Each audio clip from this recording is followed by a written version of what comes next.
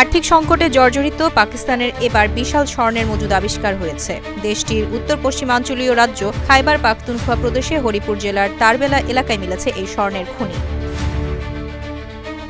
আবিষ্কৃত এই সোনার আনুমানিক মূল্য প্রায় ৬৩৬ বিলিয়ন মার্কিন ডলার। দেশটির অর্থনীতির জন্য এক গেম চেঞ্জার হতে পারে। গত সোমবার করাচি প্রেস ক্লাবে আয়োজিত এক অনুষ্ঠানে এয়ার করাচি চেয়ারম্যান ও federation of Pakistan chambers of commerce and ইন্ডাস্ট্রিজের সাবেক সিনিয়র সহসভাপতি হানিফ গওহরের আবিষ্কারের তথ্য আনুষ্ঠানিকভাবে প্রকাশ করেন। তিনি বলেন, স্বর্ণের মজুদ এ সম্পদ দিয়ে দেশের বৈদেশিক ঋণ পরিশোধ করা সম্ভব।